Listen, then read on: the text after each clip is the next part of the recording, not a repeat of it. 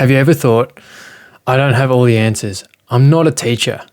I don't know how to coach someone to get that result. Well, this is one of the common things that we always tell ourselves as teachers. It's always this internal belief that it just shuts us down from ever progressing further than what we're actually doing at that present time. Do you remember the first time you ever stepped in front of a class? I do. It was absolutely terrifying.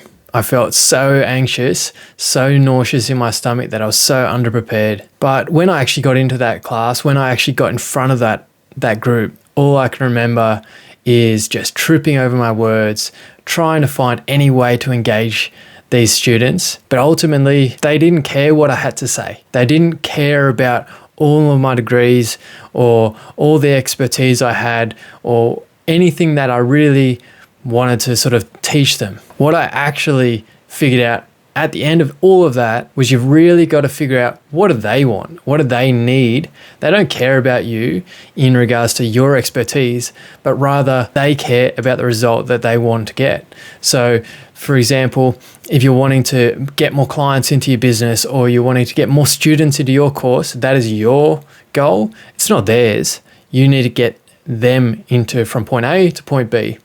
But the first thing I actually had to deal with was my mindset. I went in there going, everything is going to be awesome, but I'm scared absolute shitless.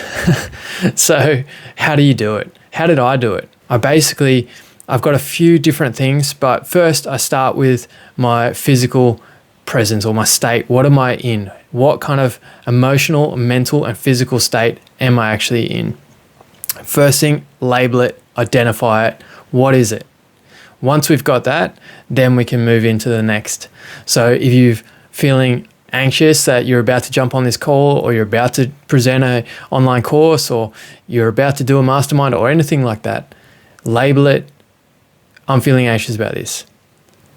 First point of call is identify it. It takes away 90% of its power. Once we've done that, then we can move to our next step. You might be now thinking, well, I just don't have the time. I don't know the tech, don't have the experience. I don't know how to market my services. I've learned the secret of being seen is through connections. It's through your actual ability to build relationships. And how do we do it? We share our knowledge and our skills. We do that freely. We then get any experience we can to build our capacity. Learn from others, learn from colleagues, learn from people online that actually give you some sort of value. Half of the battle is just experimenting. Experimenting is part of teaching. It's a part of the design process that we will always use when creating a new product. So if you're thinking, hey, look, I need to launch all this course and this coaching program and all this stuff, or I'm going in and starting a new career in teaching, you need to experiment. Figure out what works for you, but model the success that somebody has already got for you. If someone's ahead of you, figure out what they've done and then just implement it, but experiment with the methods. And then don't forget, you got to notice what result are you getting. There's no point in just keeping on with the same track, the same method, the same strategies if you are getting an absolute crap result. Evaluation is key. It's a circle, the whole thing. So we start with ideation, we move into experimentation. We then looking at prototyping and evaluation, and then it goes around again. It's the same thing. That is the design process in a nutshell, but it's the same thing in teaching. It's the same thing in coaching.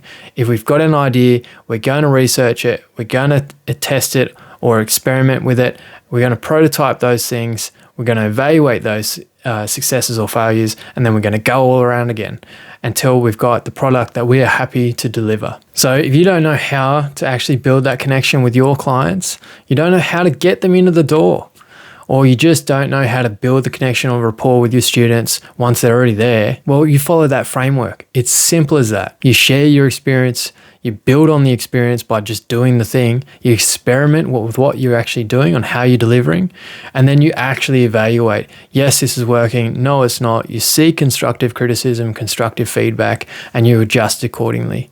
So if you're thinking, hey, look, that sounds brilliant, but I really just want a little bit more help on that, well, hit me up on Instagram. Send me a DM, results with Vaughn, and then we'll book a call in and we'll see what we can do to help you.